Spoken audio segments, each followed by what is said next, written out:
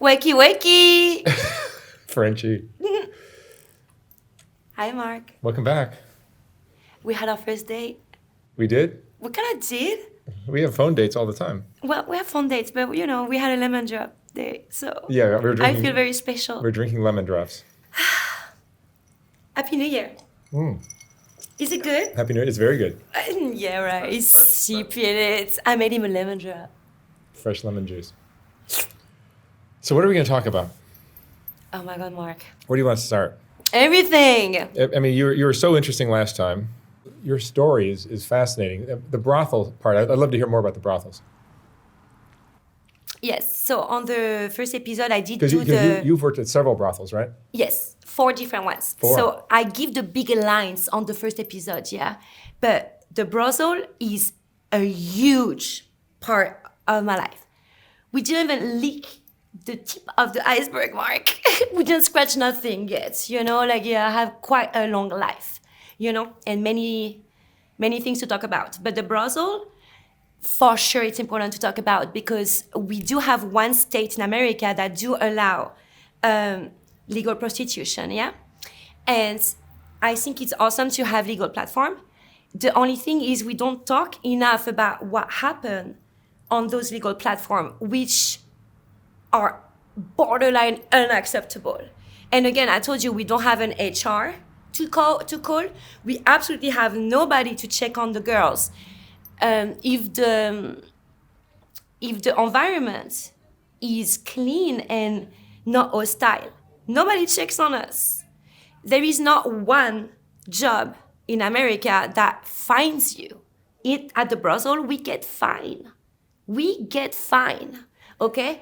There is a lot to talk about. So I did 4 different houses. My first one was the Bunny Ranch, which I did not stay too long, and I'm going to explain why. Then it was the Love Ranch North, which is a mile away. Still Dennis Hof house. Same owner. Same exact owner, just it's a mile away, and it's maybe since, I guess, the Bunny Ranch was highlighted on TV by HBO, it was like the main house, like the number one house where you put like kind of the top cats, right? We're gonna talk about that. Then there is the Love Ranch, which to me, it was the most friendly house. I loved it there, and I stayed there for a while. Then it was the Love Ranch South in Las Vegas, which was a complete dump, and we're gonna talk about that. And then there was Cherries. Cherries, it's time to talk about you. So we're gonna talk about that. Now, let's talk about the Bunny Ranch. Personally, it was awesome, and I did real freaking good very fast, okay? And the thing is, Dennis Hof was not there when I arrived. He must have been on one of those business trips, and this guy, I have to admit that he is a complete marketing genius, because good publicity or bad publicity, he would always say, it's publicity, okay? And so you can see this guy on TV really representing the ranches, talking a lot about, us, the girl, and how it changed things, and it did change a lot of things. You gotta understand that the Bunny Ranch and all the Dennis Hof houses are not a lockdown house, okay? You gotta understand that brothel in America are lockdown houses. They are pussy prison, okay? Legal, modern slavery. The girls can't leave? We can leave, we get fined if we do. We get $1,500 fine if we leave Cherries, not the Bunny, okay? Bunny is another story. So, Dennis Hof was super flex, okay? When it comes to us going in and out of the ranch, he was super flexible. The rule is if you leave the ranch more than 24 hours, you gotta retest. Okay? We were absolutely free to leave after our shift, which was 12 hours. And at the Bunny Ranch, you are allowed to pick your shift, not at Cherries. And we're gonna talk about that. So now at the Bunny Ranch, you pick your shift. Personally, my energy kind of progress, my sexual energy kind of progress as the day progress. Like by the time the sun goes down, I'm like a vampire. I'm ready to fuck like a porn star. But that's me. There is some girls, they're really good in the morning. I am good more at night. So I would do the 2 p.m. 2 a.m. shift. However, if I want to come, I want to stay in the parlor until 5 a.m., I can, which was great. So that shift was like kind of the best for me. All right. So at the ranch, at the bunny ranch, well, like there is a lot of cool stuff. Okay. We have a gym.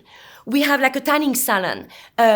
We have a 24-hour bar, sandwich bar. A bar too, but a sandwich bar, salad bar, food is accessible. Not at Sherry's, at the bunny ranch. Okay. So they treat us quite well. Do you have a lighter, Mark? Oh my God. Is that a blooper? You're the best. So, actually here. A Bishop John Magic Wand lighter. Oh, yeah. Thank you. You're my flame. Okay, so at the ranch, you have a lot of food accessible, you have the tanning salon, you have a lot of stuff that are amazing. Okay, cool. Personally, the first day, I'm going to take my breakfast and I'm washing my plate. You know, I'm doing the dishes like a good girl. You know, I'm not going to just leave the dishes right there. I'm getting yelled at by the staff lady. What are you doing? So I'm like, I don't know. What am I doing? You never do the dishes here. I'm like, excuse me, by all means, I will never do the dishes here again. I could get used to that. But by the time you're done with your breakfast, your room is done. You have a maid who came and actually just done your bed. Fresh, new pillow, beautiful. What the fuck? You know? Now, let's talk, though, about the different little things that they do at the bunny ranch. So, when you arrive, you are put in a shit room. Okay? It's not like the cool room. No, you put in a shit room. You are a new girl. You need to prove yourself to the house. You are put in a shit room. At Sherry's, they give you the same room. Everybody is equal when it comes to the room. Not at the bunny ranch. And they play with that. I'm going to tell you how they play with that. So, if you're a top cat, you're going to get the suite with the jacuzzi. And if you are bringing a client to that particular suite, it's going to book you easier than if you have a shit room. Okay? So the more you progress in the ranch, the better your room gets. Okay? So then it keeps the girls in check in a way. They're always in competition to get the better room. If you are very good number, you are top cat, you get this room. So they have this little strategy with the room. And so personally, at the ranch, the bunny ranch, I did like, I think 3 or 4 weeks until Dennis arrived. Okay, so Dennis, you see him on TV. He's 6'5". He's a huge ogre. And the first thing he greeted me with was a little song, Frenchie, Frenchie, touch my wee-wee. Okay, so this is how I got greeted by Dennis Hof, the guy that you see on TV that is quite serious. And when he's at the ranch, the body language, everything completely changes. I mean, the dynamic that you're going to have one-on-one with Dennis Hof as one of his girl has nothing to do with what type of dynamic you're going to have as like a client male, right? So he's very like definitely feeling you up, putting you on his lap, asking you to like hump and come on his leg. Well, personally, I don't hump and come on a leg, okay? First of all, it's hard for me to even come, period. So I'm not going to come on your knee, all right? That's not going to happen. But he would literally make sexual display of intention in the parlor and pick a girl, boom. So the thing is, girls were really enthusiastic doing it. Daddy, daddy, and doing all kind of dirty stuff for him. So he's used to it. He's used to it. I mean, at the same time, he's getting fed a lot of intention. He's getting fed a lot of sex. Daddy, daddy, everybody wants to kiss his ass. And so here I am, and I am not at all throwing myself at him. I am not at all comfortable when he start like, you know, testing me out pretty much. Like it was at one point like a competition of the girls who had to do like the, like moaning, like, Well, back then I couldn't do that, okay? Like here you have like Air Force Amy, like, like this girl is like next fucking level, like you cannot even compete with her, you know? And Frenchie, it's your turn. I remember I froze like, dude, I can barely fake an orgasm like organically. So you're asking me to just not have a dick in me and do that? Ooh. So it was like this awkward moment where I quickly understood, okay, am I on the level of those girls? And so on Thursdays, you have the tea party. So those are kind of cool and cute. You have to put like gloves and you have to put hats and cute little lingerie. Mark, you're faster than your shadow. You might want to just keep it there. Mark is my future ex-husband. You think? Like, but yeah, look at that. You're already ready. Is that your way to propose? You were proposing on camera? You just did. You invited me You're to the Mexico one who and I just didn't went on come. your knee and light my joint twice. One more time and I'm about to lose my shit, Marks. Watch out. He's about to get raped. You invited me to Cabo and I turned you down. I know, Mark, what are you thinking? And then I went to Tulum. You actually missed the jungle. I don't know what's wrong with me. I'm not Mark. gay. Yeah, you broke my heart at that very, very moment. I'll make it up to you. The year is young. All right, where was I? Where was I thinking? Well, where was I? You were talking about Dennis Hof sitting on his lap. The tea party. So the tea party, again, you put little hats, you put little gloves on, you're in lingerie, but you want to look like a lady, so you're like a remix between like a lady and a sexy bitch. And you talk about the problems. And at the end of the reunion, you have to say something positive to not, create drama. So during that tea party, we drink tea and we talk about the problem. And my problem personally was my bed was squeaking like a motherfucker. It was like having a whole orchestra in my room. I cannot, it's my tool. My bed is my tool. And I cannot have something that make the client boner go away. Okay, so I highlighted the fact that I need an absolute new bed. This one is broken.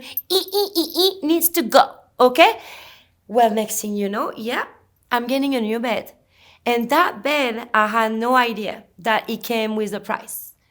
So I'm arriving, I'm not sure what the fuck I was.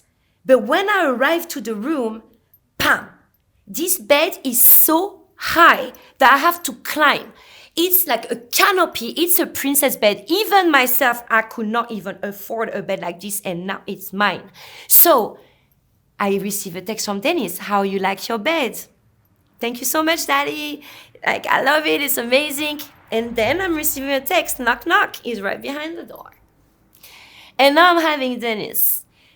Huge Dennis with his big blue eyes. Well, we're going to test the bed. The thing is, thanks God, he had diabetes and his dick did not work. So all I had is from him is his face in between my legs with his big blue eyes. Are you gonna come? Are you gonna come licking my pussy? For the longest 5 minutes of my life. I think at this very moment, this is the day I consciously clicked out and numb myself. I wasn't there. Like, I remember putting it was so awkward. I was so uncomfortable. If I did not click out, it was going to traumatize me. That day, it was the first day of learning how to be comfortable at being uncomfortable. And it's crazy that it was with Dennis Hof. The guy on TV that I was like, what the fuck? Like, I'm working for this guy. And then like, boom, like you have a complete different dynamic, a sexual perverted dynamic with him. And since so many girls does it, he does not even know how to read your body language anymore. Like, he is so used to have all those girls throwing themselves at him that he did not even see that the last thing I wanted to do was that. I completely clicked out. Are you gonna come? Are you gonna come? And ding, ding, ding, ding, ding, the bell of the lineup. And I remember going like this and telling him, I gotta run, I gotta go work. I got picked. And in my book, the title is Saved by the Bell. That was your way out. Fuck, I'm gonna cry now. I didn't cry then. fuck? See, I told you I'm PMSing. Ah, shit. Yeah. Holy shit, I don't even know why I'm crying. I didn't cry that day. Everybody cries here. My heart is beating and everything. I'm reliving it in my head. So, yeah. And then, like, yeah, I had a new band. And that day, yeah, it was like that very first day you learn how to click out. I don't know if I'm like crying about this very situation or about like the overall, and it's like a wave hitting me a little bit. Yes, but he takes balls to this job. He at this very moment of my life, mind you, it was a long time ago, so I was young, and I was trying to figure shit out. I was trying to, tough myself up because I was like my girlfriend told me in the first episode, like, you're so stuck up, you have a broom in your ass, like. So I was trying to like figure out my limits and everything. So can any woman do this kind of work? No, definitely not. Yeah. No, it's not for everybody. It's not for everybody, for sure. As fun as it is for me, and honestly, like you see, I'm crying right now, I'm miserable. No, trust me, it's like, I love this freaking job. But as fun as I made it, it can be a torture for other ones. If you are forced to do it, it's a torture. If you hate this job, it's a torture. A lot of girls at the Bunny Ranch hated it. And let's just pretend, Mark, that I'm meeting a mechanic. He's working on cars. And he's telling me every day how much he hates cars. I would ask him, why you work on cars? And so those girls at the Bunny Ranch, I would ask them, like, why are you here? Because let's go back to the ranch, though. I would go out of like a session like, oh my God, this guy was awesome. Or like, I would like be so positive about like what was happening to me. The girl's like, shut the fuck up, Frenchie. Like, it's no way you like it. I'm like, shut the fuck up. It's no way you don't. What are you doing here if you don't like it? You know what I mean? And so a lot of girls, they were literally doubting me. Like, it's no way like you like sex like that. I'm like, bro, this guy just gave me a serious, genuine orgasm. And absolutely, I had fucking pleasure. Why would I actually torture myself in whatever? I left the corporate world because I torture myself there. Not to torture myself in another area. That would be fucking insane. You know what I mean? I would not leave a torture to go get torture somewhere else.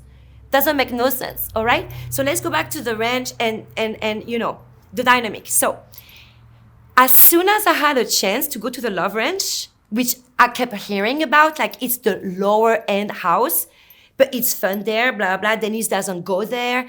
I was terrified of him.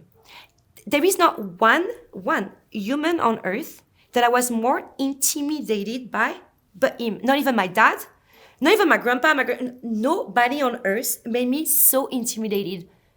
Like every time he's like, Frenchie, touch my wee. He would like be in the parlor trying to put me on his lap. I was so uncomfortable every fucking time that when I went to the Love Ranch, it's run by women there, and the two madam were awesome. Adrienne, for sure. Adrienne, you were so cool. This woman, she had 4 kids, and you know how she got the job at the Love Ranch? I think she was some type of school teacher, and Dennis asked her, all right, so you pretty much work with kids. It's exactly the same, but with more drama. And she took the job, and she was actually like this beautiful, like big, beautiful woman, like super like reconforting, like a house mom, a proper house mom. And then it was Diane that eventually became the main one. And same thing, she was cool. Like, all right, Frenchie, go take a break. Go take a hot bath. You're going to feel better after that. Like little stuff like that. So I personally liked the Love Ranch better. I also became a bigger fish in a smaller bowl, because at the Bunny Ranch you always like porn star, girls that are like on TV, girls that are famous, girls that were famous from the HBO show. You had crazy Air Force Amy. I did a party with her. I didn't even know what to do. I mean, I think same thing. She was intimidating the fuck out of me. I don't even know how I arrived in this VIP room with her. She was like looking in the parlor for extra girls, and I ended up being there. And here is Air Force Amy, completely fucked up. There is this dude laying down, and it was that song, right here, right now, right here, right now. And she's literally like caging the guy, like slamming him, clack, clack, clack, clack, right here, right now. And she's screaming at him, right here, right now. And I'm looking at this like, what I'm doing here. So I was kind of the assistant. You want condoms? Do you want lube? The guy was like terrified. You can see like, Amy, you are actually scaring me. Here, I'm trying to even do something. She's literally blocking you like, no, that's my client. Okay, you're just gonna be there and watch. Okay, well, I definitely printed information that night. So yeah, as soon as I could go to the Love Ranch and be in an environment that was a little bit, I don't know how to explain, like less hostile, less competitive, super competitive at the Bunny Ranch, they slash your tire there, those girls. If you have a nice car, they will slash your tire. If you have nice hair, they're going to put bleach in your shampoo. They will sabotage you, okay? With no mercy. No fucking mercy. I mean, me, like, I don't even know how I handled it. They didn't sabotage me per se, but they were mean. Like, oh my God, they were like bullies. I don't know how to explain you. Like my room was my sanctuary. Like, you know? And then every once in a while you find like super, super cool girls, you know, super sweet girls that you can actually like relate to. I had this girl, Harmony. She started like just sleeping in my bed. It must have been like a comfort to her. Like, Frenchie, can we do like sleepover almost? Like, you know, like pajama night or something. And she would like sleep in my bed and just hug me, you know? Yeah, I loved her. Aww. And so then the Love Ranch was cool. And lots of things was happening at the Love Ranch. It was almost like a sisterhood, okay? We had karaoke nights. We had special nights.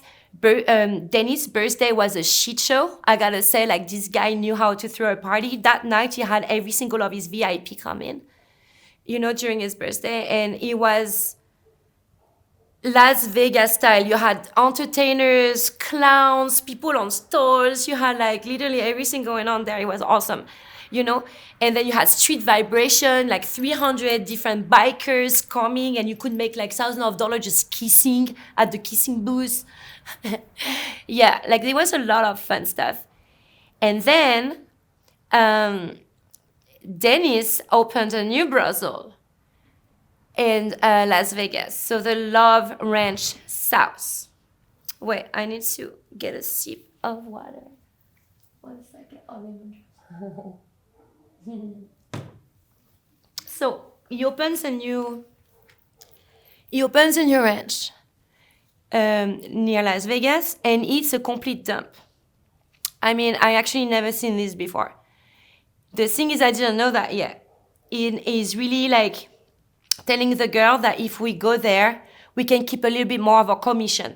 So it was 50-50, okay? But if you go there, since it's a new house and they're trying to launch it, you could keep 60% of the commission. So I agreed to go there because it would ask a lot of girls, and like, you know, it's my first month there. I kind of want to be like, all right, away from Dennis Hof all the way there near Las Vegas. And I'm arriving there and I'm realizing it's a fucking dump. Like I actually remember even thinking like, you don't even live like that. Why would you accept this? Because mind you, you get charged $25 per day for room on board. Oh, look. Now we get married forever. I didn't even ask you. You just like read my mind.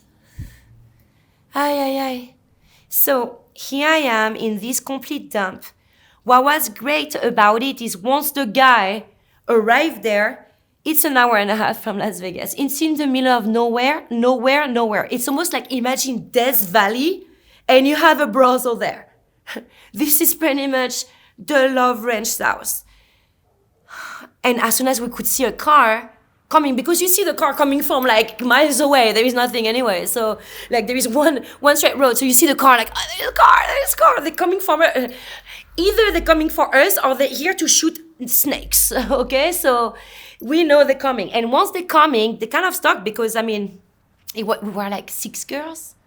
Imagine how pathetic you drive from Las Vegas, like ready to fucking like, hire beautiful girls, and you arrive in the middle of nowhere in a dump and you have 6 girls to choose from. Which was great for me. I kept getting picked. I made more money there than the Love Ranch, North. So, but I stayed 8 days. I said, listen, I'm not staying here. Period. That's it. Mind you, because same thing, it was not a lockdown house, but they say if you get out of the house, you cannot go to Las Vegas. Well, mind you, I had a super cool client. He came, he booked me for multiple hours. And I told him, like, I need to get out of here. I'm suffocating. Like, I can't. Like, even like right now, I'm feeling it. Like, and he's like, you want to go to Las Vegas? I just, pay you for an out call and like, let's go. And I'm like, can we do a Cirque du Soleil? And he's like, fuck yeah. I'm like, you my hero. So now we're going to the window. He's booking me big fucking time. We're going to Las Vegas. I mean, I have 5 hours at this point. Oh my God. We went to Cirque du Soleil to see Ka. And I remember like looking at the sky and thinking, that could have been me. Because I did gymnastics, I did the circus. And that show in Las Vegas, I remember being like a little girl, crying like, oh my God. It was such a beautiful show. And then when it was done, let's drive back all the way to the dump, Oh my God, it was a trip, Mark. And so after 8 days, I left. I came back to the Love Ranch North. So there is a lot of things that would happen at the ranch that would not really be technically acceptable. And for example, the bartender would start like hitting on you, and it was a lot of conflict of interest. Employee would literally pop like popcorn, in and out. Always new employee, always new drivers, because mind you, we have drivers to do runs for us, okay? And so those drivers, they would get fired all the time. It was like conflict of interest all the time. Listen, if you have conflict of interest with the boss, Dennis Hof, you're gonna have a conflict of interest with everybody. He's setting the tone right there. He's setting the tone. As a matter of fact, Dennis, for example, he brought a photographer that was 24 hours at the ranch. He had his own bungalow. The photographer would photograph you, charge you, because we knew we were going to get charged. But it's like, we can do a trade otherwise. The motherfucker literally moved into the fucking bunny ranch as a photographer and thought that he could get free sex against pictures. And that's what Dennis would allow. Okay? Another story. Another crazy story. I am at the bar at the Love Ranch, not even at the bunny ranch. And there is this big dude at the bar. Nobody's talking to him. Okay, so I'm going, and like, we having like a deep conversation about like World War II and the Jews. He's literally like teaching me history. We're going into an intellectual conversation at the bar. And then Denise arrives, okay? Ding, ding, ding, ding, ding. Line up, girls, line up. Okay, we're lining up. The guy that I'm talking to for like 30 minutes at the bar is Ron Jeremy. Very good friend with Dennis Hof. Okay, so now we're lining up because it's Ron Jeremy's birthday. Hooray! Happy birthday, Ron. And Dennis is asking him to pick a girl. He's picking me. Okay, we just had a fucking conversation about World War II and the Jews and everything. He's teaching me, because apparently he was a teacher. He's teaching me about stuff I don't even know. And now we have to go into a sexual mood. And I am going with Ron, not knowing how much I'm going to get paid. Because when there is a bunch of Dennis friends, you go pretty much, you're not splitting with the house, but you're not sure how much you're getting paid. And here I am with Ron Jeremy making a display of everything he can do. He can give you goosebumps, like, I mean, he does. He made me squirt.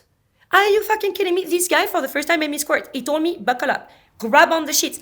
And he's doing this, like, crazy action. Holy shit. So now I'm having Ron Jeremy with me in my room for an hour. And we're cracking up, and he's showing me, like, literally how, like, if you clack your finger, his stick goes up, you clack, it goes down. Honestly, it was, like, I don't know, fairly decent with me. I had a good time. But the thing is, you don't know how much Dennis is paying you. You're going blindly like this, like a pepperoni pizza on a silver platter. Like, here, Frenchie, well, he picked you, you go. So the first thing I do when it's over, you run to the window and you ask Adrian, like, how much she paid me? He's like, oh, you put 1,000 on your book. Well, it's not bad. Sometimes he puts 300. Dennis would put 300 sometimes. 300 on your book. Like, he would do like all kind of weird stuff. And if you are like, he's like favorite, he'll hook you up. 100% like Dennis would hook you up. But if you kind of like resisting him and not like interested to him, no.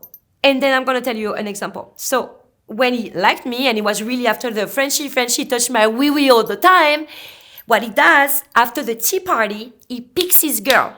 Some girls from the Bunny Ranch, some girls from the Love Ranch. In a limo, we go out in town. Those are awesome because you get to the limo, everybody is hating on you because it's not everybody who's getting picked. So all those guys like looking at you going to the limo, like going to, with Dennis, in the restaurant, to the strip club. I mean, he bring you, once he picks you to go to the limo, it's an awesome fucking night, So, but then you quickly understand if you're not his favorite no more, you're not going in the limo no more, and there is all this competition of like, here, daddy, I'm ready to suck your dick, daddy, here, daddy, I'm ready to suck your dick too. And so this is why, obviously, he was completely confused who was who. He didn't know no more, he was testing everybody. Honestly, if he was not even forcing himself on you, he was just literally like taking things for granted, almost like he was entitled. You his girl? Yeah, you're gonna show daddy what's up. And that's it, because since every girl does it, or most girls does it, who are you to say no? And here you are in a position where if you don't do it, you're ungrateful. Because this house is bringing you a lot of money. Absolutely. So I love the Love Ranch because they didn't treat you like that. Even though every once in a while, you tell the madam, hey, my pussy is hurting, I cannot take no more. And she simply tells you, go take a bath, you'll feel better. Yeah, you cannot just clap your finger like a faucet, and just make your pussy feel better. Sometimes you're just like literally worn out. They make you wear a sponge when you have your period. 100%. You got to work. You have cramps, go take a bath. Like the bath was like the solution to every fucking problem there, And so then obviously you hear about like cherries. Everybody's talking about cherries. Oh my God, you can make a lot of money at cherries. So, I like new energy. I like new things. I was writing a book, as I said. So I'm like, let's go to cherries and see what's up there. Cherries. Okay, so they hired me in no time. Same thing. Like I emailed the pictures. I told them I was interested to be an addition of their team. Let's go. Like a couple days later, I was already there. So the thing is, like, I had no idea how nothing worked at Cherries because I'm used to the Bunny Ranch. I'm used to the Love Ranch. I'm used to how they do it. You can go out. You're free to go after your shift. I mean, it's really very flexible there. Not at Cherries. Okay? At all. Let me explain you. And it's fucking crazy. I must have like arrived with $300 of my money. So when you arrive with your bag, first of all, TSA-Style. You have a guy with a dog, security, all the staff coming and like going through your shit. They took my $300 and put it on my books. Do not arrive with any money at Cherries Ranch because let's say that you did not make no money. That $300 you had, that you arrived, they're gonna keep it. Let me talk about this. Cherries was fucking crazy. So I am arriving and it's TSA-Style. I mean, we're talking about security. Is they opening my socks? They're going through my penny trying to see if there is no drugs in there or anything in there, and they find my weed. Obviously, at the Bunny Ranch, it was no problem. No problem. We had like an actual little shade to go smoke with a baby monitor to hear the lineup. Okay? They said, whatever makes you feel better as long as you're functional. Okay? So we had a little baby monitor. We didn't miss a bell. We could smoke in the little shade to keep us warm because it's cold. At Cherries, no. No. So the guy, the security was actually nice. I had like a little jar of weed like this, like a little quarter of weed, maybe 7 grams of weed. And he's telling me, go put that back in your car. Do you really fucking think that I put it back in my car? No. I tried to find like a paper towel. Like I put it in my penny. I remember like the orders, like I smell like weed, like a motherfucker. Come on, there's no way they didn't smell it. But here I'm back to the ranch, cherries, without my $300, with weed in my penny, and I'm being put in the transit room. Because until you pass the STD and all the fucking shit, you have to stay in the transit room. Cherries is hardcore when it comes to monitoring. You have camera everywhere. When you arrive at Cherries, it's Big Brother. It's almost like you fucking sign up for the real world. You have camera here, here, here, here, here, here, here, here, right there, right there, right there, right there, right there, right there, right there, right there, and right there. They tell you if you talk to the staff, $150 fine. You cannot talk to the staff. If you miss a lineup, it's $150 fine. If you fight, it's $1,500 fine. If they find drugs or money, it's a $1,500 fine. If you leave early, it's a $1,500 fine. They keep your money for 2 weeks at Cherries. Your commitment to Cherries has to be 2 weeks. If you break that commitment, it's a $1,500 fine.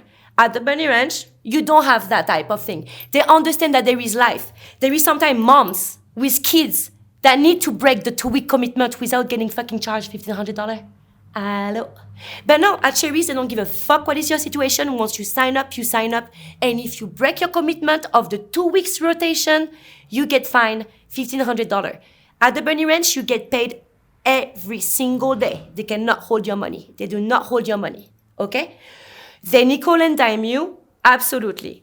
Just like Cherries. But Cherries, they hold your money for 2 weeks. Why do they do that? Because if you are one of the underdog that start owing money to the house, now they can hold that money. You have nothing when you leave.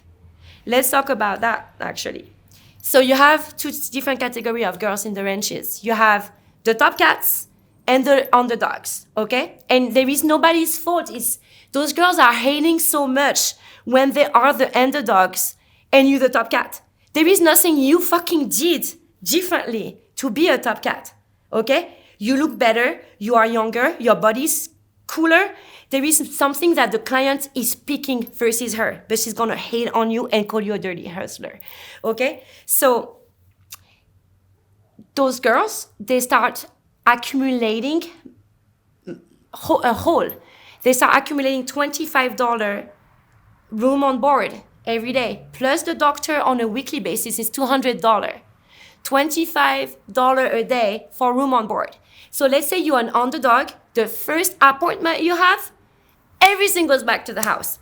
Your check or your envelope is 0. And now you're starting getting in a level of life where you fuck for a roof and salad bar and sandwich bar, literally. Now, if you bring $1,000 to the house, that $25 room on board gets waived, okay? I would pay one time the $25 when you get STD tested and you have no choice not to work, so they charge you that one night. Every single night was completely waived. It's impossible not to fucking bring $1,000 to the house to waive it. If you don't, you're an underdog and there is nothing you can do. There's like, either you need to go and realize that this is not for you, because this is not you retiring from the job, it's the job who's gonna retire from you. It's very cutthroat, very, very cutthroat. But those girls, they're gonna try to rob you, try to make you feel bad, like, oh, my kid is getting skinny, can you upfront me $500? I give it to you next time. Never. Girls, if you work at any ranches, do not upfront any money ever to those bitches. I got literally like raped by them, by a woman.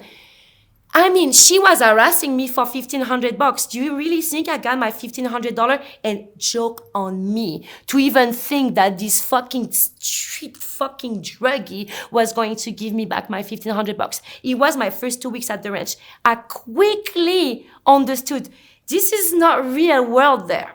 This is ranch world, okay? And you have to literally like be like cutthroat, thick skin, and tell them what's up. No. My money is my money, and I'm sorry you cannot make your own. Maybe you need to fucking go flip burger at Burger King. This is not my fucking problem anymore. When she took that $1,500 from me, I felt raped. You know what I had to do for this $1,500, bitch? Yeah, you know you are. So those girls, do not trust them. They are not trustworthy. It's not every girl that gonna have the principle that I had. And since the only thing that I had was me as a point of comparison, I never thought that a girl would be able to rob you. Yeah, they do. They absolutely do, mercilessly. And when I tried to get my money back, you know what she said? I'm busy doing my hair. With my money, bitch. Excuse me? And she was 10 years older than me.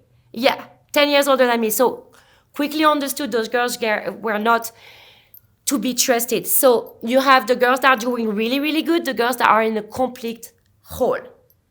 And there is this whole like dynamic of toxicity between the two groups, right? And so this is what you had to go through at the ranch a lot. The competition is hardcore, you know. They put you in competition with the rooms. Every week you are, you know, announced as the top cat. Who's the top cat? The 3 first one are getting gifts. The other one have to witness that. Imagine being with 18 girls, and out of the 18 girls, only 5 are gonna get gifts, and everybody's clapping for them. And so that's the strategy of Dennis Hof, to always keep the girl, like, you know, in check, right? Well, I don't really think it's right to do this public display of who's the best, who's not, because it creates tension. Everybody's in your face. Everybody's always looking how much you're making. You always have to be careful in your room that they don't fucking take your money at the bunny ranch, because you get paid daily. So you have to always lock it. So let's go back to cherries though. So cherries, great money, okay? Absolutely, they were right. There is nothing that was actually fake or untrue of the reputation. When you arrive at Cherries, it's a facade, okay? It's Las Vegas style. You have a grand piano and a statue and a spa and a swimming pool, and everybody has the same big, huge rooms. But you cannot talk to the staff. You don't really have access to the food 24/7. I was stuck in a VIP room for like 5 hours with the guy. It was too late to order food. So you kidding me? I just fucking like drained myself with this client and I cannot eat right now? So when you cannot eat, you have to use a driver and send him on a run. You cannot use your car at Cherries. Yeah, your car that you just parked? No, you cannot take it. You're on a lockdown. You cannot leave. You cannot leave. It's a pussy prison completely. I need nature. I need to breathe. I need meditation. Sometimes just taking my car and just driving the top down feels good, you know? And they don't allow you that at all, okay? Also, they do random check at Cherries. So if they find money in your room, that means that you did not return the money and you fucking up the house, $1,500 fine. So they do random check. When they do a random check on me, they found my weed. That I brought him my penny? No, yeah, they found that weed. It was reeking, it was like good skunk, you know? So like the security, because when they raid your room, like they're like 5 people like going everywhere. It's such a rape there. It's a brothel, okay? So like a prison, you kidding me? I'm getting random check by the staff to find my weed. Okay, so now they have my weed. And like I'm pissing myself, obviously.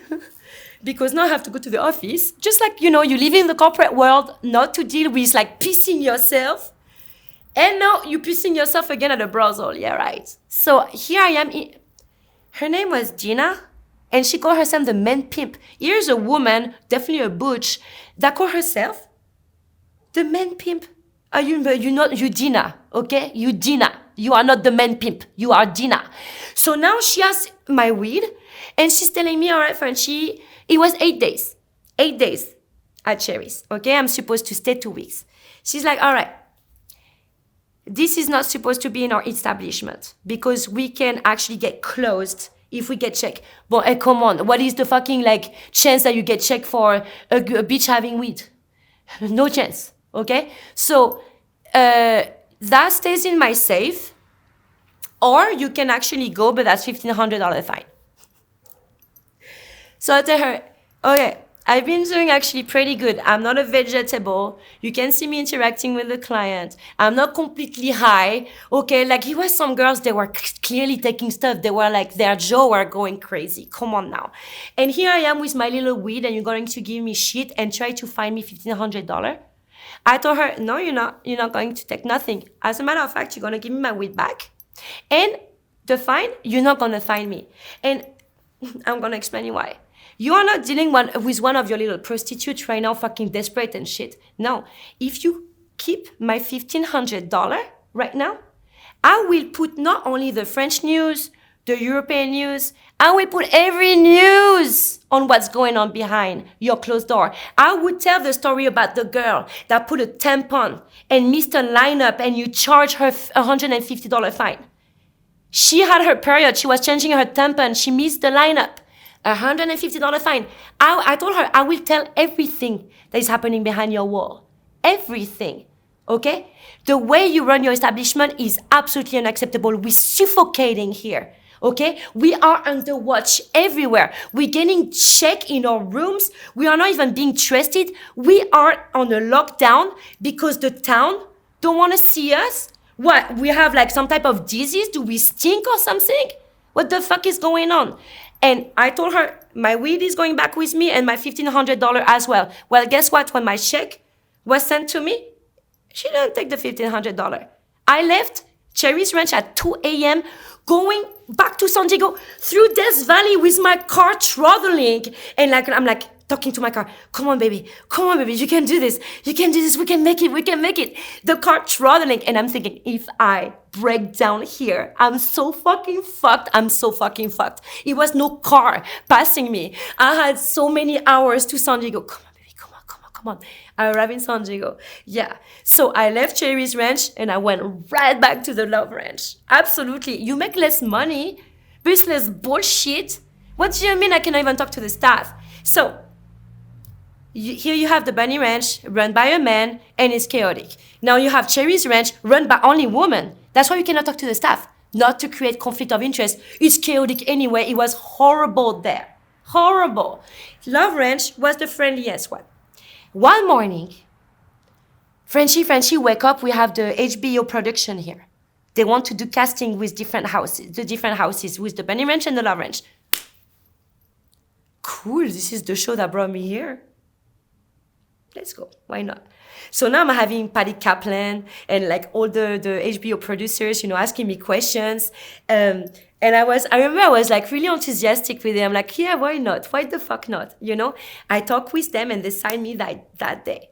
They wanted to do a spin-off on Cinemax about the fantasy of Fantasy Girl. So they wanted to actually take us, the Fantasy Girl, and for once, what is about us of fantasy.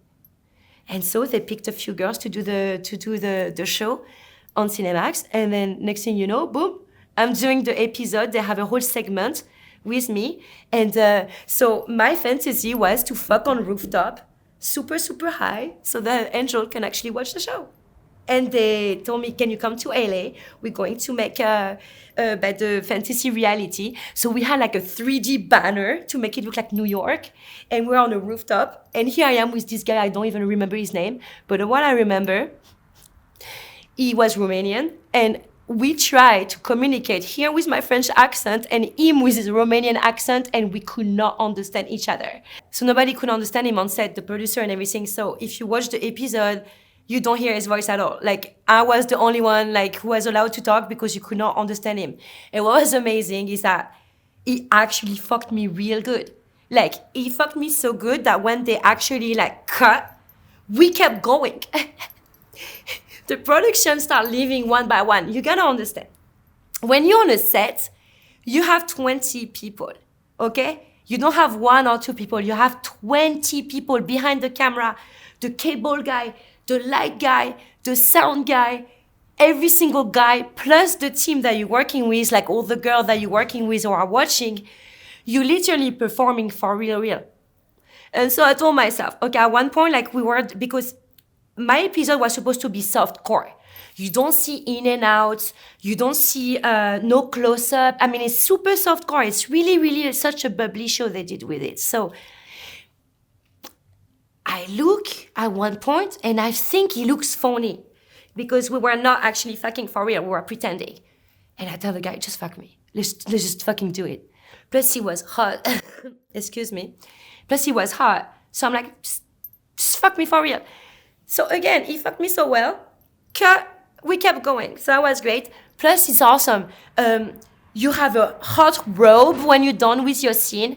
When you're a talent, what they call you the talent, they take care of you. I can only imagine when you like Angelina Jolie. I mean, I was nothing and they literally like pamper the fuck out of you on a set. It's awesome. So once the HBO show came out, the Cinemax show came out, it was ridiculous. It was a bomb in my life. Everybody was hooking, like booking me, trying to get a hold of me. You know, who is this girl? We need to book her. So that was an amazing, amazing time of my life. The whole HBO, Cinemax, ranch. You worked at the ranches for how long? It was almost 3 years. What was the crazy story from all those years? So it's not a crazy story. But I think like the one that is like cherry on top of the top, and I'm sorry for my friends that heard that story so many times, but it really is like a complete shit show. One day, this guy, this little young guy, lots of tattoos, quite young, little thuggish, is there, line up, eye crossed, and he's speaking me. Let's go, let's go, let's go. He's in a rush. I'm like, baby boy, like calm down a little bit. You heard? A ball of money who comes out of his pocket, almost like if you would shove bills real fast in your pocket. Mind you, I'm an ex-banker, so I'm looking at him like a nightmare. I'm putting the bills, this bunch of ones, of fives, of tens, of 20s, and I'm thinking, are you working on tips? Like, what's wrong with you? You know, treat your money better than that. Let's go, let's go. Like, he had $600. So I tell him, baby boy, honestly, with that, we're not going to do much, you know? How much time we have? 15 minutes, like, perfect. That was the easiest negotiation of my fucking life. Let's go, let's go, let's go. We go to the window, boom, we fuck. I mean, this little boy fucked me so hard, the bed moved click, click, click, click, all the way to the middle of the room, okay? We fucked like rabbits. He fucked like it was genuinely his last day on earth. And it was. Buckle up for that story. So now, we done. It was quite quick. Honestly, best fuck of my life, but quite quick. And we have those few minutes where he's like recuperating, he's gonna have a heart attack, this poor thing. And I'm on his chest like this. And I must have asked him the question, what do you do in life? Like tell me a little bit about you. He's like, you're never gonna believe me. I'm like, try me. And he's like, I'm a bank robber. I'm on the run. I'm like, yeah, bullshit. Come on. I was a banker. And you're a bank robber? Like, I'm like, come on. Tell me your story. And he tells me, yeah. I fucking go with my gun. I tell them, like, give me the cash. I'm like, there is no way. We have the note robbery, and then we have the takeover robbery. Nobody really does the takeover robbery because you know you're going to get fucked. With the note, in and out, bam. When you do a takeover, it's another story. I'm not believing even closely his fucking story. And I'm like, why you do that? And he's telling me, for them. So then he shows me a picture of 2 little girls. I'm like, okay, I'm sure mommy is super proud of daddy being a cowboy around America robbing banks. And he's telling me she's deceased. I'm like, come on, Mark, seriously, what do you think I think in my head? I'm like, this guy is a bullshitter. So I tell him, you know, you already paid me. You don't have to like tell me all this bullshit to like you. I already like you. You fucked me so good. So we done. I will never forget Mark. He holds my face. He kissed me on my forehead. You're not going to tell on me, right? I tell him I'm going to take a microphone and tell everybody how like a fugitive fucking me so good. Run, Forrest, run. Now it's very important detail. I am leaving the parlor. I'm going to take my shower. And after every session, I smoke a joint. Well, mind you, I'm taking a shower. I'm rolling half a joint. Frenchie come to the office. So I'm putting that joint open in the drawer of my nightstand. Very important detail. I'm going to the office. I see 4 police officers. Okay? You need to sit down. but I am fucked, okay? I think that they're gonna raid my room with the weed in my fucking nightstand, okay? So I'm thinking, what the fuck is going on? So I'm sitting down, like, ready to get whipped. And they're like, the madam is like, Frenchie, we need to know more of the guy that just booked you. The guy that you just partied with. I'm like, why? He's like, he just robbed Dayton grocery store. Okay? I'm like, the ball of money. Dayton grocery store. Now, pause. 30 minutes before, the motherfucker fucking robbed Dayton grocery store, went to the ranch, got an eyewitness that followed him all the way to the ranch. No cell phone back then, it's 10 years ago. The motherfucker, the little redneck guy that followed him all the way to the ranch, goes all the way to Carson City to call the cops. By the time the cops, which mean the cops arrive, that's the window. I took a shower and I rolled half a joint. That's the window between when the little guy left and the cops arrived. That's the window of where they could burst inside of the room and see the whole like bed moving from the middle of the room. And so I'm asking them like, but how you know it's him? So they're explaining him, yeah, there is a guy, an eyewitness that followed him. I'm like, holy fucking shit, you gotta be fucking me. So they're asking me, can you tell us more about him? Like a description, he had a love tattoo. I'm like, but to tell you the truth, officer, the last thing I was really looking at was his tattoos, you know? I was not looking at his tattoos at all. So I didn't give much of a description. What I remember is when I left the office, it's the office and then the parlor. And all the girls, obviously everybody knows everything. So like, Frenchie, you okay? You okay? Are you in trouble? There is fucking 4 police officers who wants to talk to me. I'm like, girls, the guy who just picked me at the lineup is a fugitive. The motherfucker just like literally robbed Dayton grocery store and spent the money of the robbery on me. Are you joking me? So as of today, I think this is the craziest fucking shit that happened to me, 100%, you know?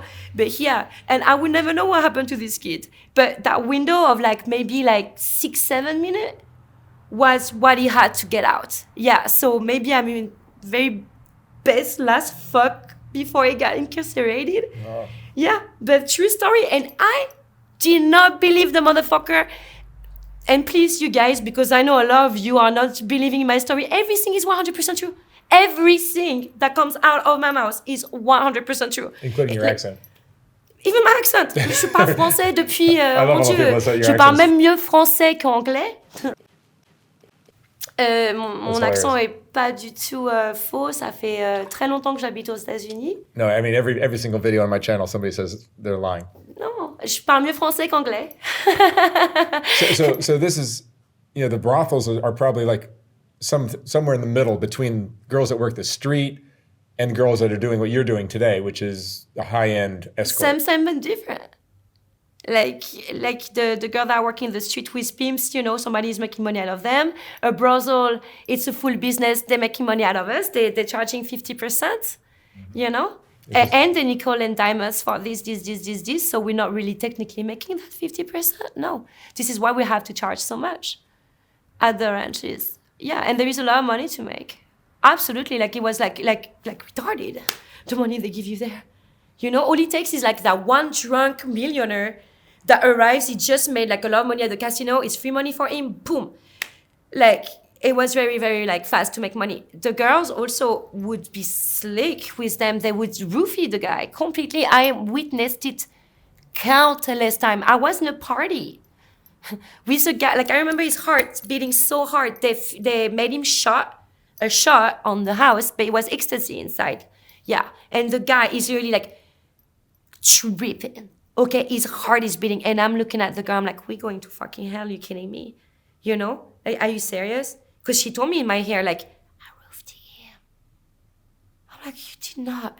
You know? I'm getting put in a party where the guy is completely drugged out. And I'm like, just like trying to reassure him. His dick is definitely not working. His heart is beating like this. I love you girls. I love you girls. The time is up. He's in a bad trip. You can see when the time was up. And he's like, I just spent $4,000 for those 2 girls. Not even getting it up.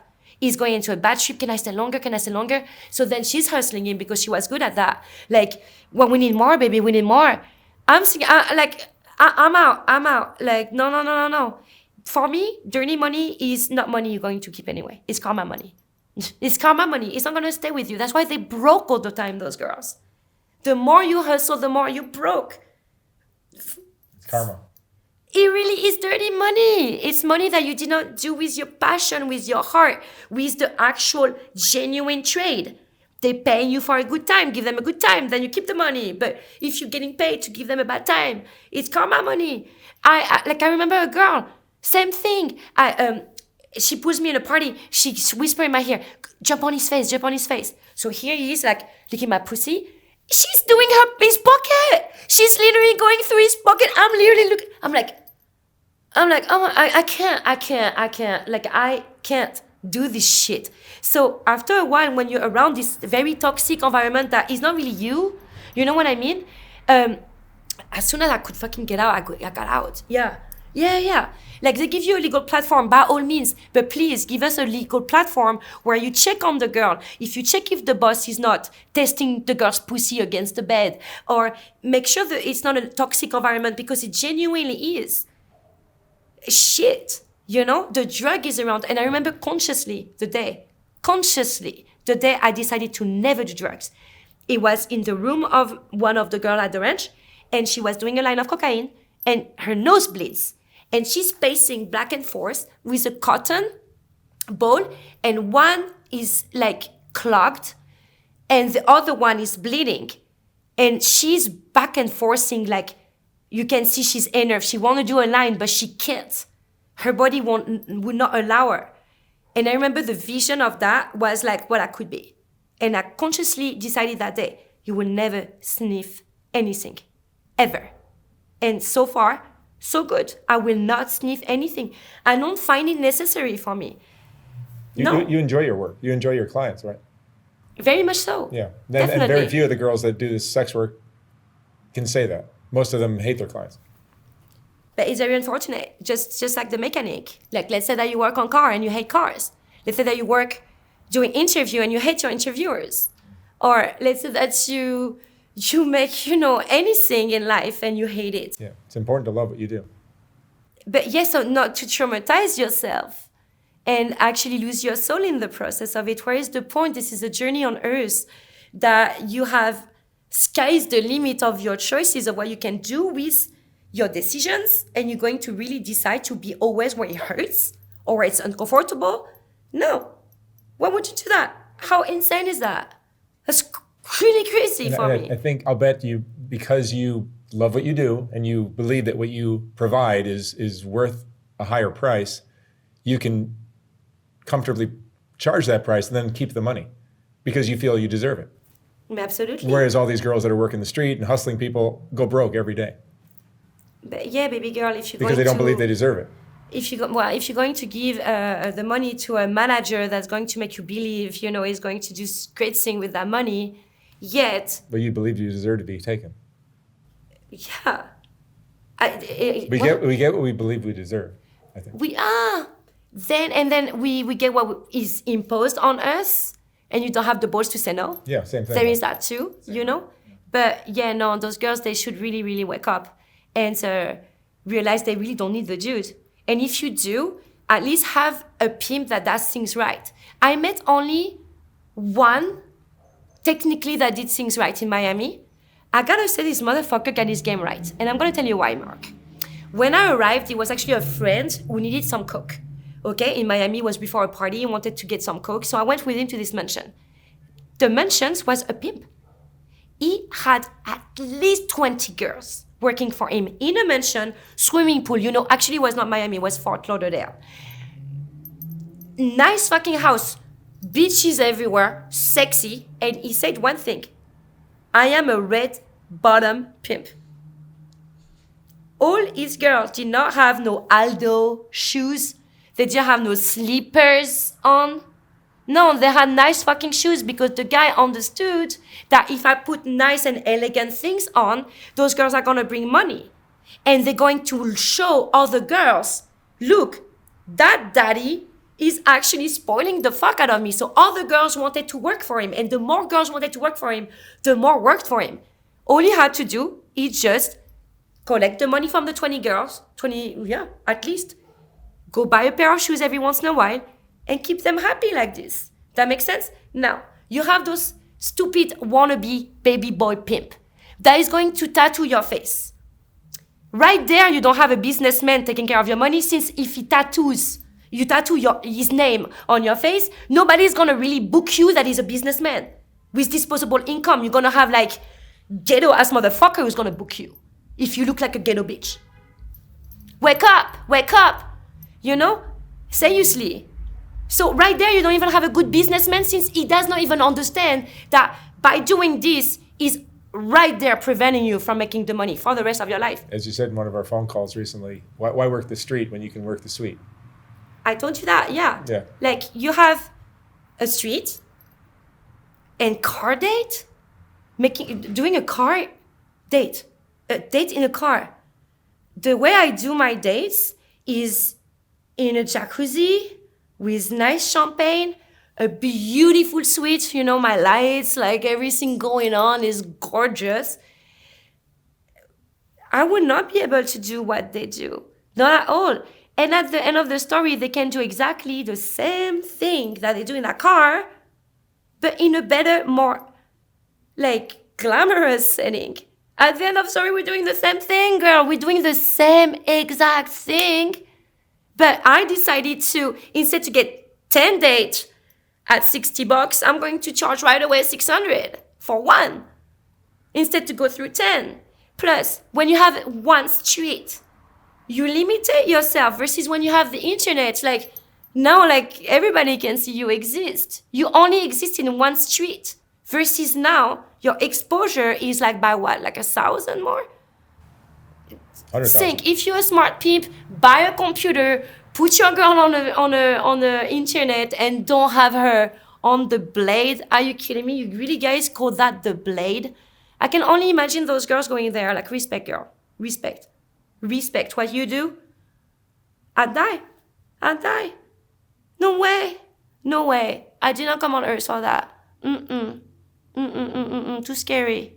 Not worth it. No. But I do need your lighter. Oh. No. If you're gonna be a pimp, be a smart pimp. If you're gonna do anything, be smart about it, or don't do it at all. You know? I hate pimps. Mark, I hate them. I hate pimps. I just don't like them. That one in Miami, but at least I saw him more as like a businessman, more than anything. He was not gorilla at all. I get a lot of crap from my viewers because I'll say there are some pimps that are not exploitive bastards, and that's what I'm talking about. Guys that are like what you just described in Miami. No, he was a gentleman, this guy. Yeah. Like, and he treated borderline charming. Borderline, that's the thing. And like, the girls weren't forced. They were being taken care of. They loved it. They loved it. They loved him. That's the only pimp I'm talking about. He was like genuinely getting worship. Not one time he would, you know, lay hands on them. That's the 70s style of pimp, 1970s. I would not even know. Yeah, or 80s maybe. But now it's like these gang member pimps are just getting the girls addicted and taking advantage of them. Baby girl, wake up. You can do it. You're not on earth to be anybody's punching ball, or definitely not on earth to give a motherfucker you don't even need your money. And if you do, make sure he put red bottom shoes on you, okay? Because guess what? In one night you can. In one night you can go to Neiman Marcus, buy everything you want. So if he's not doing that for you, he's not a good manager. Hello? Is a woman's attractiveness or sex appeal the ultimate commodity in our culture? If you want to make money. No, but it's almost more powerful than power for a man. Or it's equal. Oh, nothing is equal.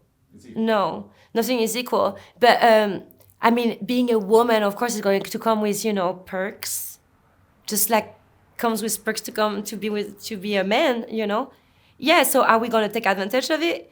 I mean, you're not going to take advantage of your force. For example, you can lift, but you're going to pretend you cannot lift. Same with a woman. If we can, you know, wrap yourself around our finger, we're going to do that if we can, you know. Yeah. That was your question. I'm just asking if it's a hell of a commodity. I think it's under. It's awesome to be a woman. You are flying Huffies. Everywhere your feet touch the ground, boom. You're flying office. The girl that understood that, like, yeah, they're successful. The whole world becomes your playground. I start going internationally.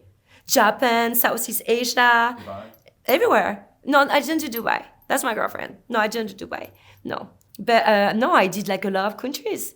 Why limit yourself there when you can go all over the world? Yeah. But you understand what you have to sell. Absolutely. Whereas It's a lot very of girls precious. just never, they don't see what they have. They don't see. Well, wake up, baby girl. Your mom spent 9 months to create something beautiful. So you might as well do good thing with it, and not give it to a motherfucker. No. She would be very disappointed. Don't do that. Do you believe in love? Again, yeah, I do believe in love. For me personally, it's complicated because I know too much.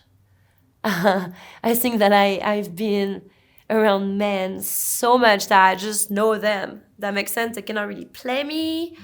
I see them coming 10 miles away. I see the game, and I genuinely don't want to play the game. I want something super organic. So I have awesome short little stories because I travel a lot. So I'm going to meet super awesome motherfucker on the way. Like, genuinely, like, I tell some of them, we making the Hollywood movie jealous right now. It's not even funny because it's so intense what we're living. But it's temporary. It's a travel. The distance is for real. I met a guy from Berlin, for example, from Croatia. I met a guy from France, from Italy. I usually like the European guys. I click with them, I think, the way I need to click with a man.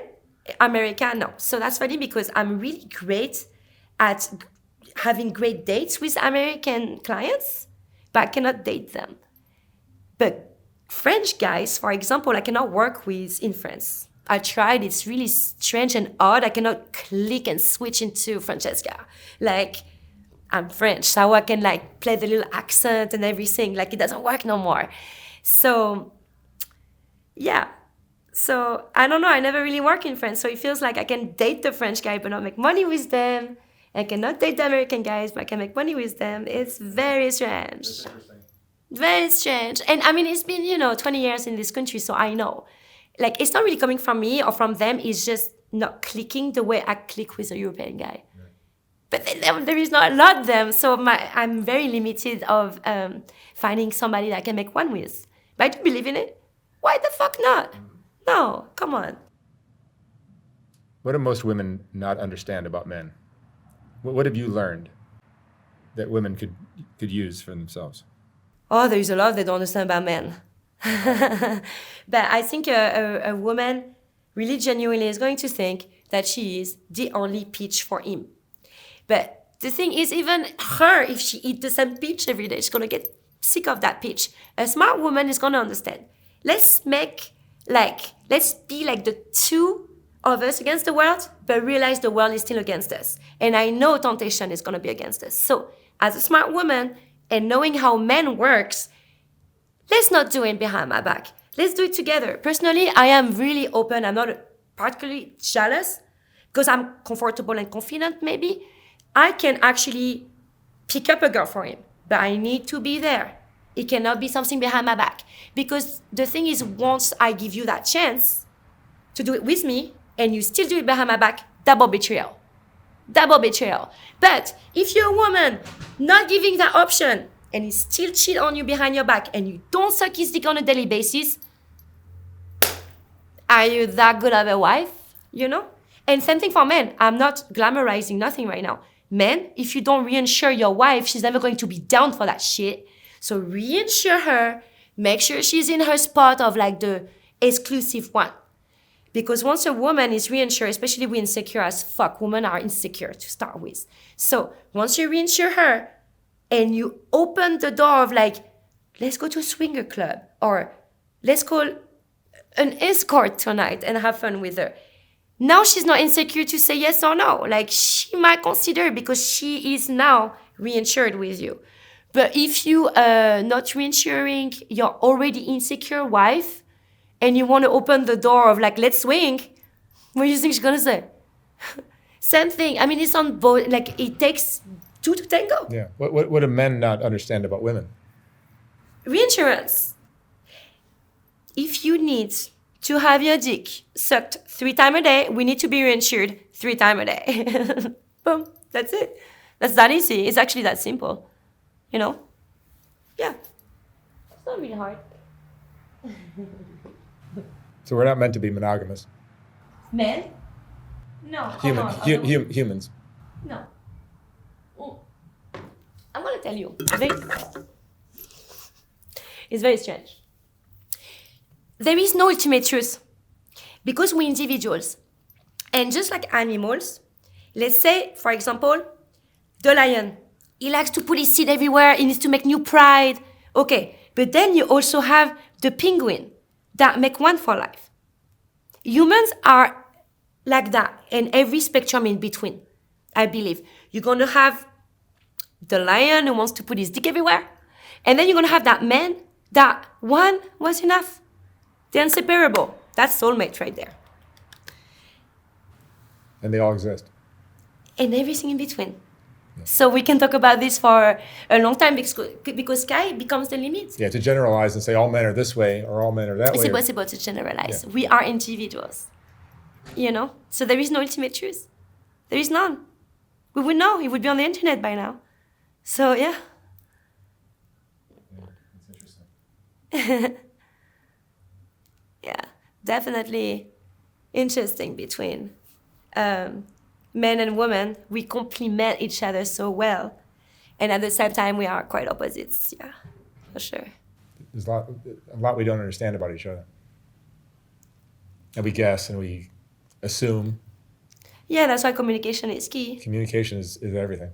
Oh, really? When, like, you know, women, we're, like, good at being like, yeah, whatever. Like, I'm going out. Have fun. But really, we don't want him to go out. But we have this way of just, like, saying it like we don't mean it. Like, say it like you do, you know? For me, communication is very important. That's why maybe I do need a motherfucker with, like, a thick skin with me because I'm not going to sugarcoat. I won't sugarcoat. If you do something, I'm like, I'm seeing what you're doing. I'm going to literally put the motherfucker in front of, like, what he's doing. And now we're having an awkward moment. And the guys, they will not be able to handle that for too long with me. Yeah. So I need, like, organic or nothing. Yeah. Communication's everything. It really is. At least for me. For sure. Your life is getting better? My life? Yeah. This seems well, you seem getting very better, happy. that means that it was bad at one point. I mean, it's great. No, it's good. You seem pretty happy, and it seems like this is probably a better time for you than maybe in your 20s. Yeah, for sure. Because now I know what I know. You know? So in the 20s, you have the physical, really, like, you like hotter, but you're quite naive. Mm-hmm. And then you kind of like crisscross when now I'm pushing 40, so imagine. But now, like, I'm feeling like ageless. I'm not feeling young, old. I'm feeling like kind of like stuck in between, you know? And with everything I know, though. So my fuses get super short. My choices get wiser, for sure. But definitely now I learn how to say no. What was yes at one point is no now. Yeah. And I learn how to approach situation, like even dangerous situation, like a fucking professional. That's what life would give you and the years would give you, yeah. So I'm way happier now in those years than when I was 20s with not enough tool and data to face life and the problem and situation that it was throwing at me. That makes sense? Mm-hmm. Voilà. You said in the first talk we did that you're a sexual artist. Absolutely. And I think sex doctor. What people that negotiate with artists don't understand, this is maybe why actors are paid so much, and certain artists are paid or they're compensated so greatly, is when you're dealing with an artist, you have to make sure they're smiling, they're happy, they're really into what they're doing, and the way to do that sometimes is overpay them or pay them in a grand way, because otherwise then they have a bad attitude, and you're not going to get crap out of them. Sure, absolutely. Yeah, and that's what a lot of people that negotiate with artists, and you're an artist. I mean, you personally, you need to make them, oh my God, I can't believe how much they're paying me. I'm going to give them the best thing I can possibly come up with. No, for sure. I give them definitely a show. I actually, like, say many times, it's almost like actually, like, I'm going into this city and this city. I'm going to tour here and here. And they literally pre-booking the show, you know? And personally, I am not the one that decides my rates. It's my phone. My phone is my pimp. I'm going to tell you how. That's great. If my phone does not ring, it means that I'm charging too much. Like whatever I'm actually asking does not make no sense and nobody is actually booking me. If I'm charging too low, my phone will blow the fuck up, okay? If I'm at the same price as a ghetto girl, you know, they're going to all call me everybody. So I'm going to wonder why my phone is blowing up so much, right? So my rate or matter is my phone. When it rings just to my liking, all right, that's my rate. That's it. And I'm not being delusional or anything. As long as your phone rings, you're still in the biz. Again, I told you, like, this is not really you who decide to retire from the biz. It's impossible. It's the biz who decides to retire from you. Once your phone does not ring no more, you don't. Once the car doesn't stop for you no more, you don't. It's the job retiring from you, you know? The best is to actually retire from the job before it retires from you. But you have to be smart doing that. Getting out of this game is probably difficult. It's complicated, Mark. Absolutely, very complicated. As a matter of fact, at the Bunny Ranch, he was a 19-year-old little girl doing journalism studies. She was a student, and she was going to the ranch to, you know, pay for her study. And I was fascinated by her. I have to say, this little 19-year-old, she was barely legal. She could not even go to the bar to do the bar rehearsal, you know? And she was making a lot of money, this little girl, like a lot of money. And guess what? When I came back to the ranch, who was there still? Yeah. So she never left. People get addicted. She never left. Actually, she has a SLK, blah, blah, blah, Mercedes, and she comes with, you know, all her nice little stuff. She never quit the job because why would you, when you're such in high demand, I'm going to tell you the difference between a prostitute and an escort or a sex artist. A prostitute, she's asking you have money for me? You have money for me? Who has money for me? Who has money for me? Somebody has money for me? An escort is the client's like, I have money for you. Hey, Frenchie, I have money for you. Do you want my money? And I'm like, all right, no, you weird. Yeah. Next week. See what I mean? Mm-hmm. Big difference. Huge. So you prostitute? I'm not a prostitute, no. I'm a sex artist. I sprinkle magic in your life. I don't do card dates. I actually have like $300-400 hotel suites when I host. Jacuzzi usually, you know, so we can, you know, like be mermaids together. You know, I whisper to the dolphin, right? So yeah, we can do that. There's trade-offs with everything we do in life.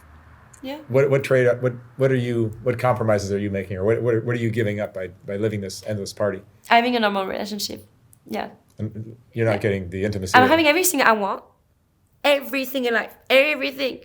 But true love and want to make one with, not yet. No. And this is that one thing I'm just witnessing, like, she's like, yeah, like they're so cute.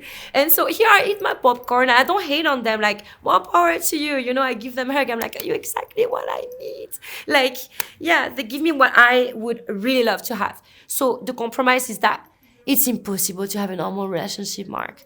Either they suck on you, it's complicated. Let's say that you make more money than him, you go to an expensive restaurant, who pays?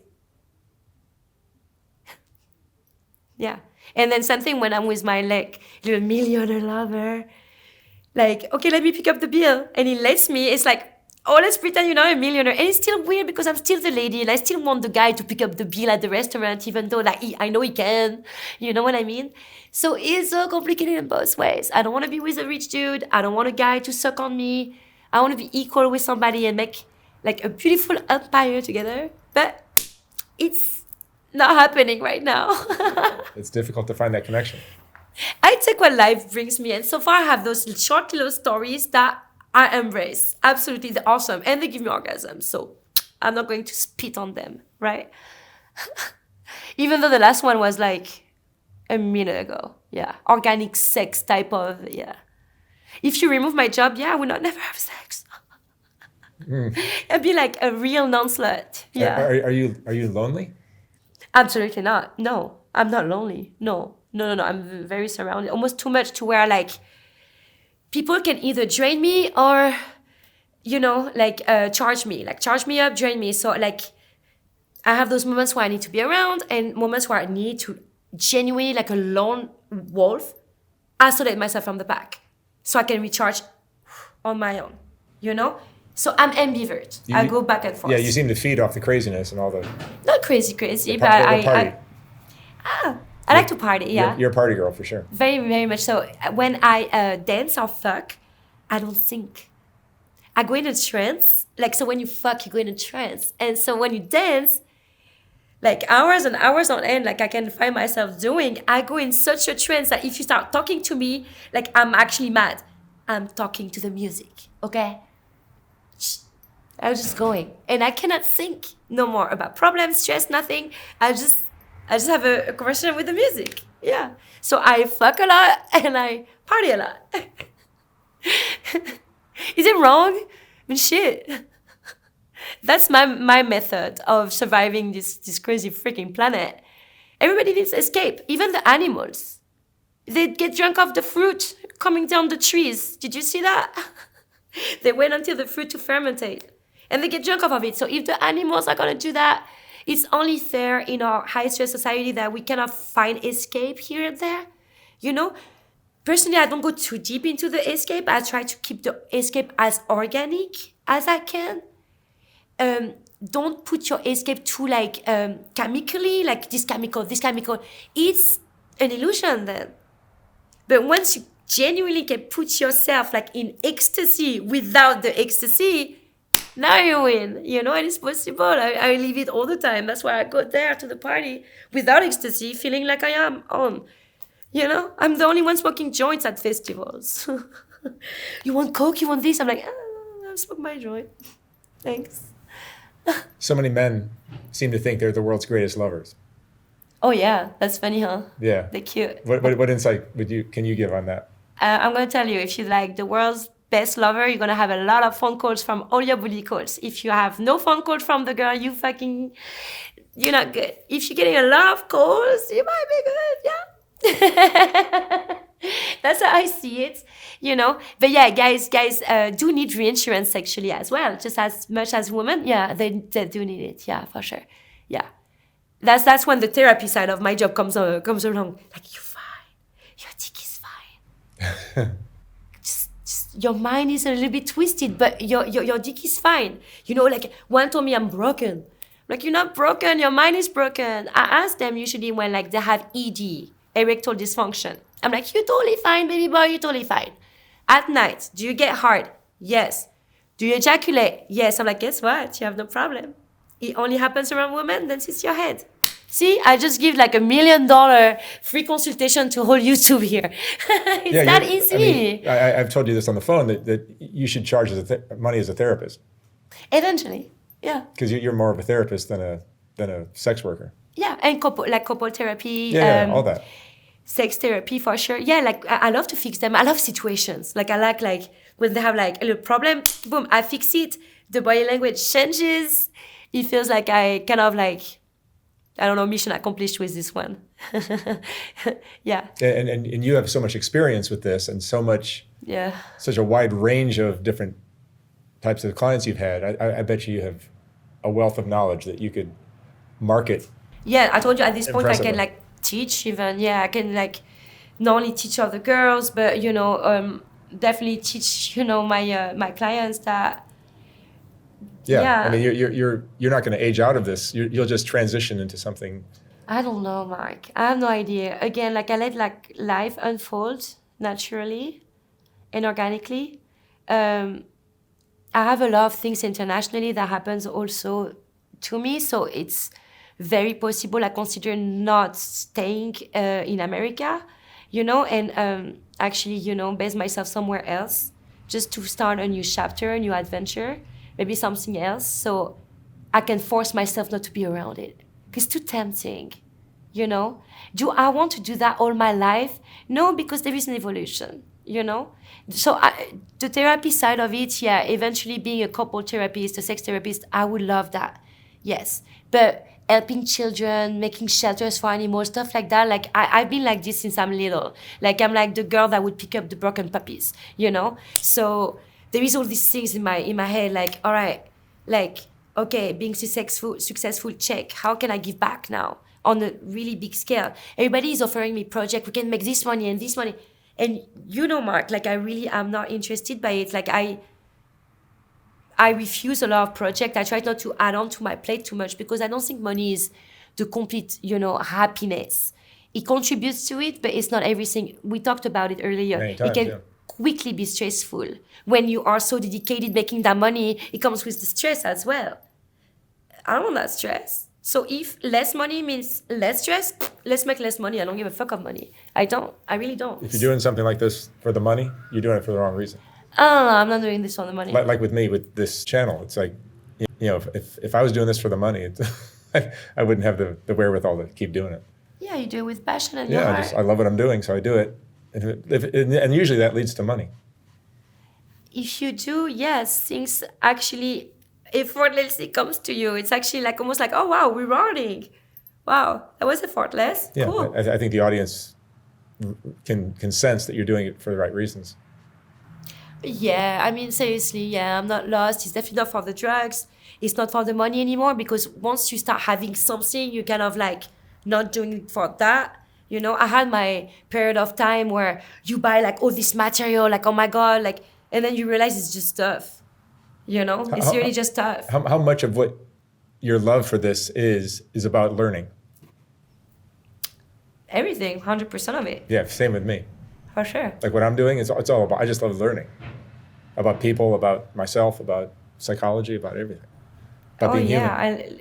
This job taught me everything. And I'm sure you learn a lot from, dealing with all those situations, those humans. Like there is like even situation you didn't even knew existed and boom, now you have somebody talking about that. So yeah, it's super interesting to be a human. Yeah. I think so. Really. Yeah, learning is the ultimate reason for doing all these things. And growing. And and learn from and people's all that. mistake as well. So I don't have to make it like, yeah. Like they give me of the vision that I absolutely don't want to be. No. So yeah, I learned a lot, for sure. School of life though. I was not scholar, but I think I'm good at life. I learned fast. One mistake, I don't do it again. Then it's insanity, Yep. Frenchie, thank you so much for sharing your wisdom again and your stories. Time to go to bed, huh? You're amazing. Let's go to bed, way Mark. past my bedtime. Your evening is just starting now. Mark and I are having a date. No, we're not. Yeah, we are. Mark, stop lying. Woo. You're fun. You're fun. One day. It was awesome.